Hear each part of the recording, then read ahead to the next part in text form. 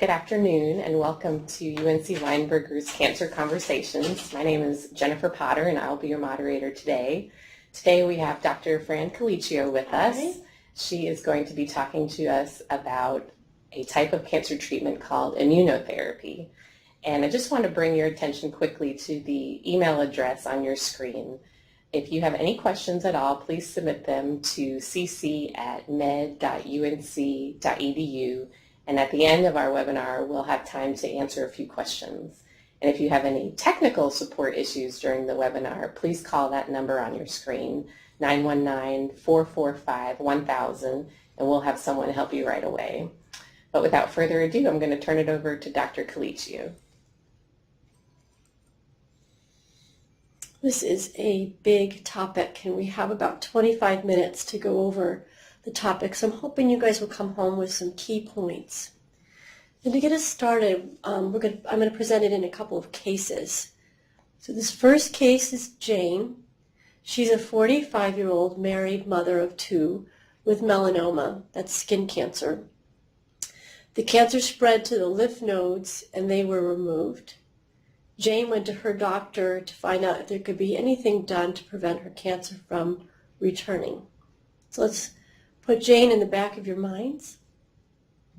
And then in case two, we have Betty. She's a 42-year-old mom with breast cancer. It also went to a lymph node. That was removed. Her doctors learned that her cancer is estrogen receptor and progesterone receptor positive, negative for HER2. The gene test put her in high risk for recurrence. She's going to have radiation to her breast. Do you think that immunotherapy would help Jane stay in remission from her cancer? So we're going to be thinking about, Betty. We're going to be thinking about Jane and Betty as we go along. So I'd like to think of cancer treatment in these different buckets, although a lot of times they are combined. For years it's been chemo, and then we had hormone therapy. We use a lot of that for breast cancer and prostate cancer. Now we have target therapy, which looks at the genes that are in the cancer.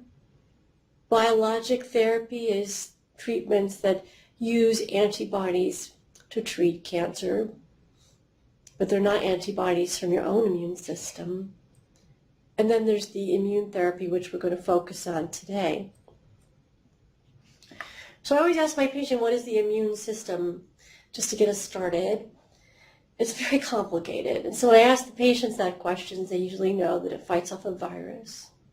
But it's very complicated. It's a system of white blood cells, chemical messengers, antibodies that travel in and out of your bloodstream, to your lymph nodes, to your bone marrow, to your spleen, just everywhere in your body.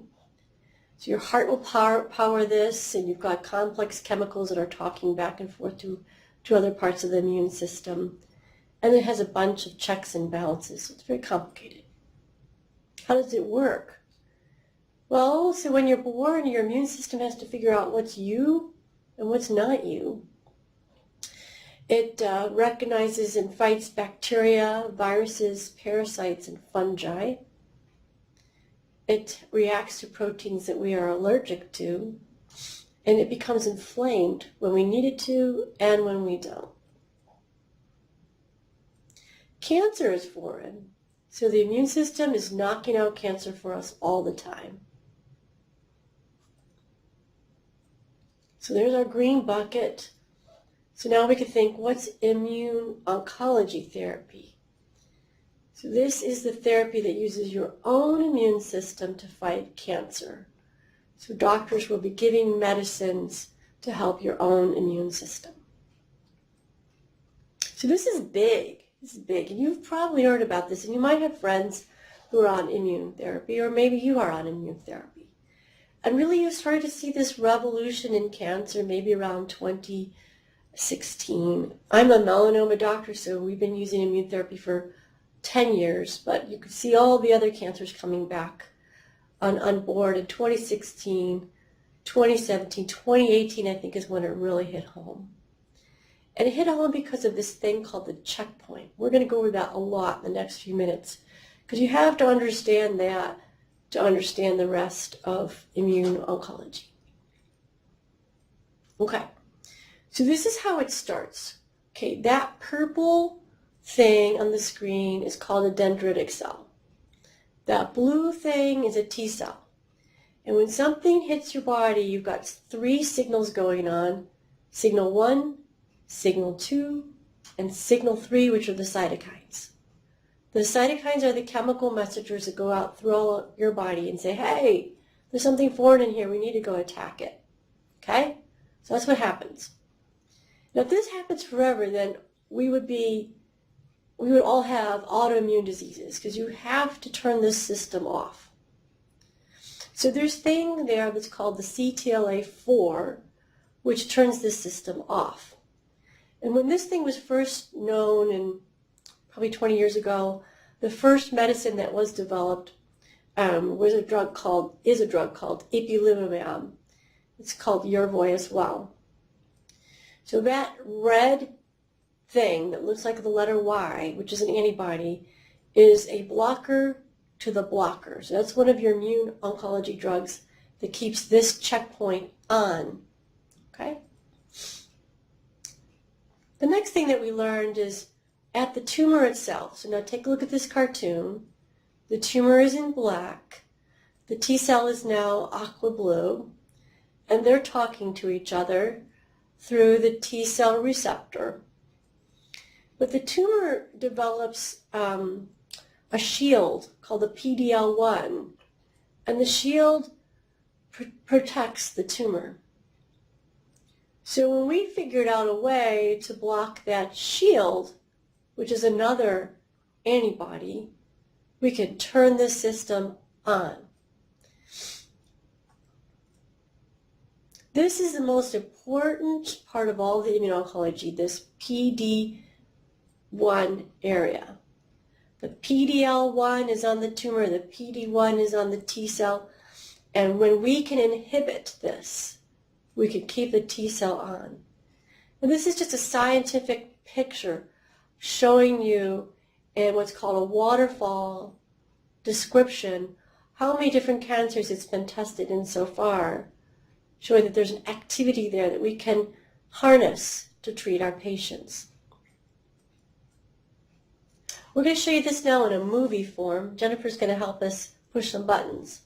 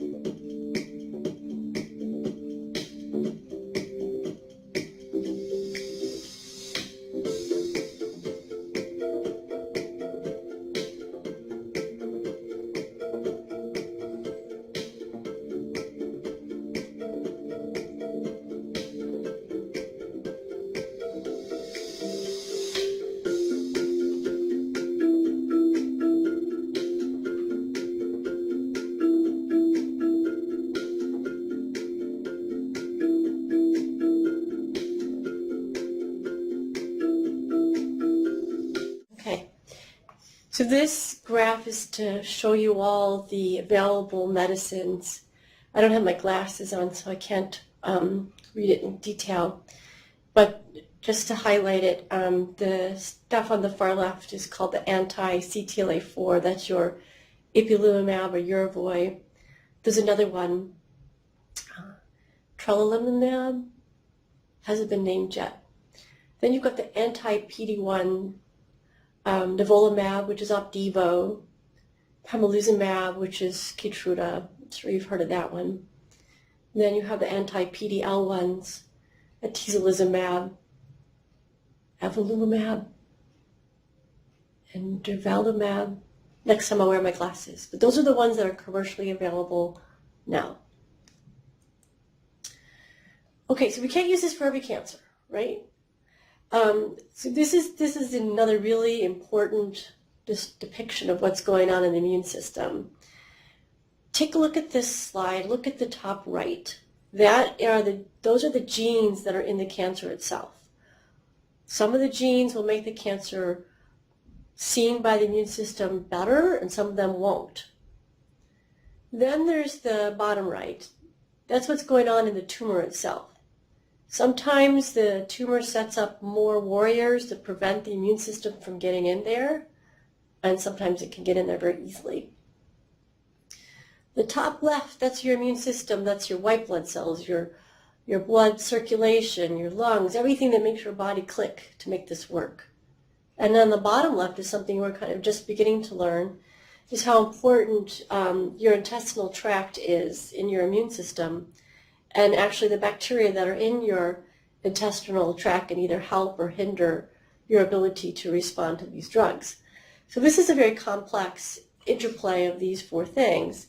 And then I added this circle because this is kind of how the external environment works with you. Who loves you, who takes you to the doctor, how good is the doctor, how good is the nurse, and those things all play into the effectiveness of immune treatment too.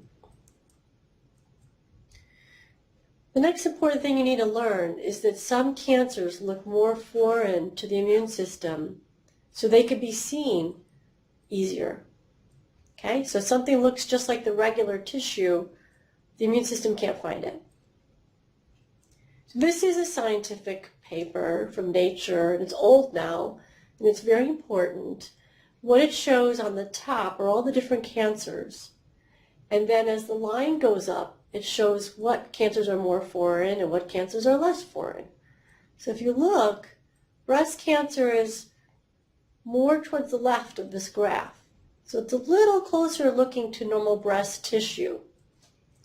Whereas melanoma looks very foreign. So it's easier for melanoma to be seen by the immune system.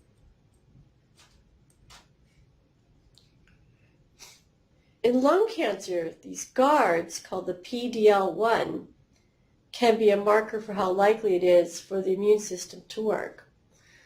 So a lot of patients are being told by their doctor that they're checking for this PD-L1 because they kind of want to know if it's a high value, how likely it is that the treatment will work. So this graph is showing that as the PD-L1 rises within the tumor, the likelihood of the cancer shrinking goes up. I thought this was important too. The area around the tumor is called its microenvironment. And this can help or hinder when we use immune therapy. This was the bottom right on that graph I showed you. Here is a picture of the pancreas. On the left side of the slide, you see a picture of a normal pancreas. There's a lot of normal ducts. The pancreas makes a lot of chemicals to help us digest our food and makes our insulin. But when you get cancer, you get a bunch of light pink in there, and that's scar tissue. So you fill the pancreas up with scar tissue, and then the immune therapy cannot get in there to work. And I told you that the intestine is very important, because within the intestine, we have our stool, and within our stool we have bacteria. And it turns out that some bacteria are healthy for us and some are not. In general, if you eat food that grows in the dirt, onions or carrots, things that you pull out of the dirt, you'll generally find that the gut is healthier than if you don't eat those foods.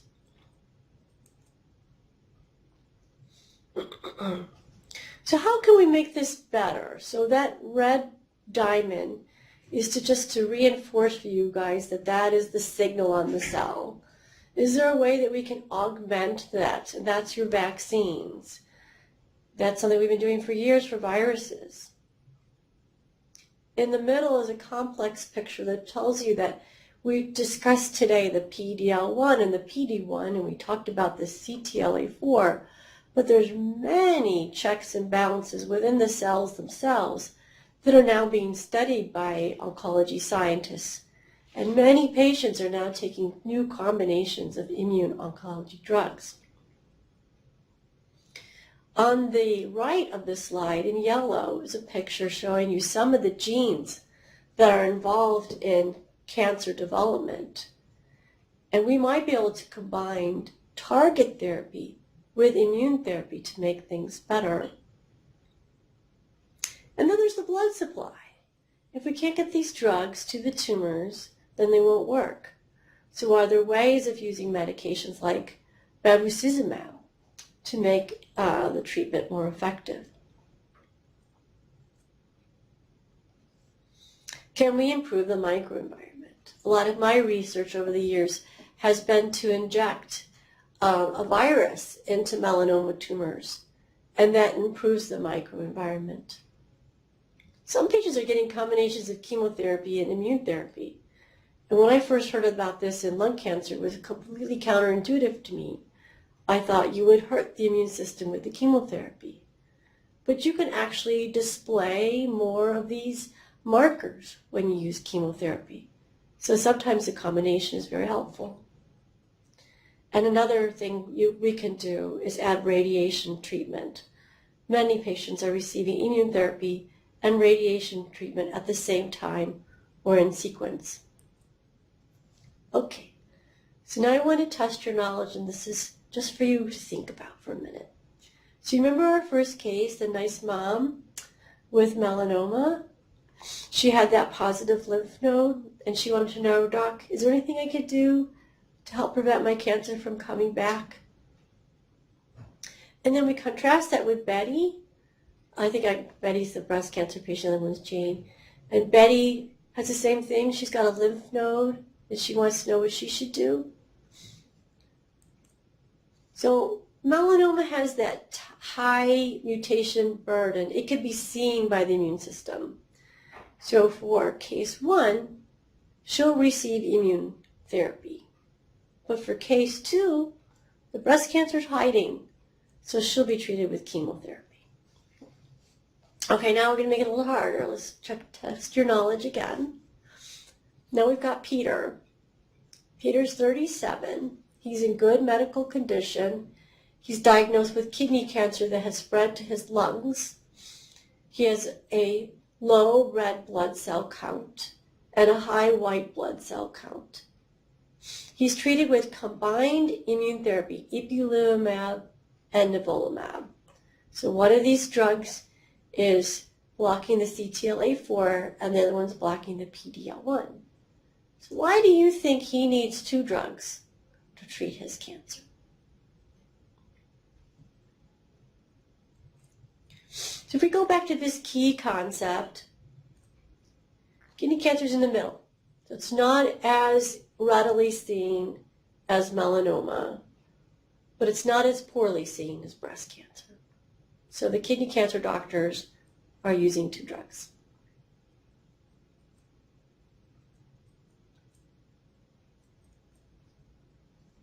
So how long do people go on immune therapy? Well, it depends on what the goal is. If the patient has advanced cancer and the goal is to cure that patient, they may need to be on it for a long time to get rid of all their cancer. Depends on the cancer type. Some cancers can shrink very quickly and go into remission quickly, and others won't. And it depends on the response. Same kind of answers. If it goes away quickly, then you could stop. And it depends on side effects. probably should have made you guys think for a minute about what side effects you would get from these drugs. So think for a minute. If these medicines are making your immune system stronger, what kind of side effects do you think you'd get? So basically think about inflammation, okay? If you get a cold, you start getting sinus congestion. If you get bronchitis, your lungs are full of congestion. If you have a virus in your colon, you might have diarrhea. So we think about every single body system could be affected and become inflamed from these drugs. And sometimes it's more than one that's inflamed at a given time. And there's many reasons this is happening. One is because we've increased the T cells. Another is because we've increased antibodies. Another is because we've just increased cytokines. So that's what this cartoon is supposed to represent for you. But that's complicated. So I wanted to break it down for ipilimumab, the 4 main side effects, and I'll show you one that's serious. And then I'll show you the main side effects for the PD-L1 and the PD-1 inhibitors. So with IPI, so we call IPI for short, the skin can become quite inflamed, or not so, but very itchy. The colon can become inflamed, that's called colitis. There's a biopsy of the liver. Those brown marks in the liver are all T cells. That's an inflamed liver. And then lastly, you've got the pituitary gland, which sits just underneath your brain. You shouldn't see it on an MRI scan. This is an inflamed pituitary gland. So that pituitary gland is going to have a tough time making hormones. And then the rare side effect, but very important, is when you combine ipilimumab with nivolumab, it could sometimes cause inflammation in the heart. And this is a biopsy of a patient's heart. So the 6 main side effects of the PD-1 and the PD-L1 are on the kidney, the lung, the colon, the pituitary gland, the liver. That's the kidney on the far right. Yeah. I might have said it twice. Oh, thyroid. Now, luckily, these things don't happen to everybody, or nobody will want to take these medicines. About half the patients get a little bit of fatigue. About half the patients, 40 to 50%, get something really very mild. A lot of people don't get any side effects.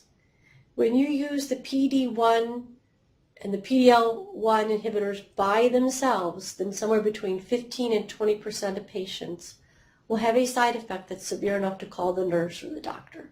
So generally pretty safe. When you use them in combination, it can go up to 50%. But they can last. These side effects can last for a long time, and I like to call them the great mimickers, because a lot of the patients who've received these drugs are now in remission, might have received them months ago, are presenting to their doctors with new symptoms that are kind of both. I have patients whose colds are stronger than they used to be, or their pneumonia is stronger than it used to be. So what should you do if you or your loved one has cancer and you're interested in getting immuno-oncology? First question, will this work for me? Second question, what is my goal of treatment? Third question, how long am I going to be on therapy? Fourth question, what side effects can I expect? Fifth, what's the chance that I'll have permanent side effects? And last, am I strong enough to take these medicines? So this is changing really fast. There's a whole lot of research, there's a whole lot of trials in development. If it's not treating your type of cancer now, it might be treating your type of cancer next month, I don't know. So I purposely had to be very broad with the presentation today. I hope that was helpful.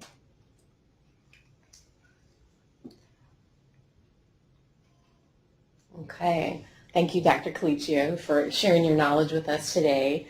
Now's our time to submit questions for answering live here on camera. The email address, again, is on your screen, and we have had one question come in.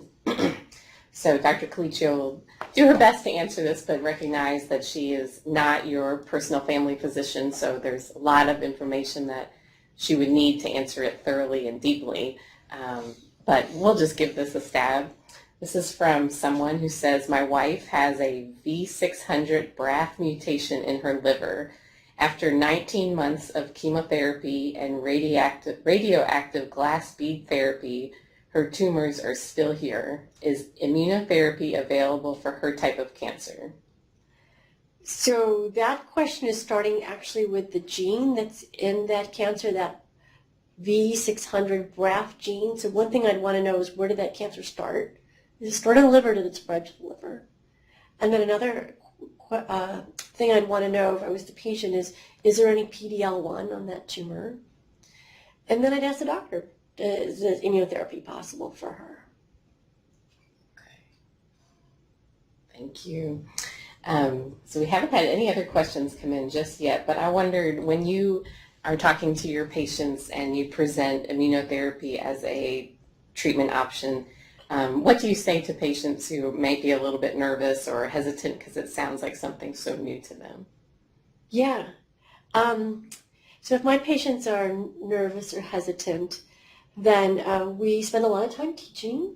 Paula Landman is the nurse navigator for the melanoma program, and she'll reach out. And we have Morgan Gwen, who's our pharmacist. We have a melanoma patient day every first Monday of May, so they can interact with other patients. But basically, reassurance. I think if you are on immunotherapy and you develop any side effect that's new or unusual, call your nurse or your doctor right away, because you want to get at that before it gets out of control. We can handle changes of diet, we can help with breathing issues, so call your doctor right away. Okay, great. Well, I guess Dr. Collichio did a great job because we're not having too many questions today. Oh, wait, here comes one. This is from a woman who wants to know about the financial aspect of these treatments. She asks, can I afford to have my cancer treated with these new medicines? So I don't know if you could touch on that. Yeah, it's an excellent question. So every patient should dig down at a level with wherever they're going, whatever center they're at, to meet with a financial counselor before they get started. Some healthcare insurances are so fantastic that it will cover the whole business. Sometimes there's a copayment. In my experience, it seems like the cost of the drug is usually okay, but then there are scans and there are tests, and so getting that up front is important. I think that the insurance companies have been very fair because these drugs work so very well that most of the time it's at least the drug piece of this is covered. Okay, thank you. Oh, here they come. Okay. This is about melanoma. Mm-hmm. If a patient has had melanoma, how much does that increase their chances for breast cancer? And will immunotherapy help if that patient is then diagnosed with additional cancers? It's such a great question, yeah. When a patient is diagnosed with melanoma, most of the time it's because something about their skin tone puts them at risk. But some patients have a strong family history of breast cancer or pancreatic cancer, and there's a gene that causes those things to run together. So I have a heightened awareness if I come up with families like that. Now, amongst the breast cancers, there's a type called triple negative, which does not have that estrogen receptor.